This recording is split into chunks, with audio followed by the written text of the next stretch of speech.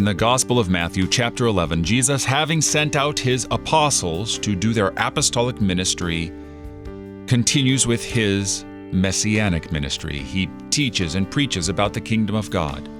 And John hears in prison about the deeds of Christ and sends his disciples, some say in order to bear witness to what Jesus says and does, and in order to have them subsequently follow Jesus, since John's time is over, I must decrease and he must increase. However, it's not unreal for us to imagine that even a great and stalwart believer and warrior of the faith like John might have doubts. Well, what does Jesus say?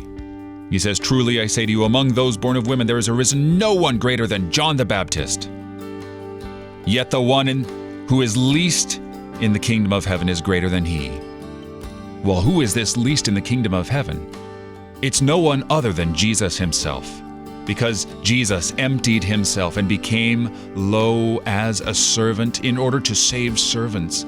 He became human, took on our very nature in order to save us. He saved John and the apostles and the Old Testament believers, and he saves New Testament believers. He saves you from your sin because he loves you.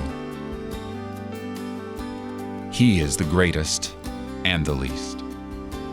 You're listening to Oratio, part of your morning drive for the soul here on Worldwide KFUO. Christ for you, anytime, anywhere.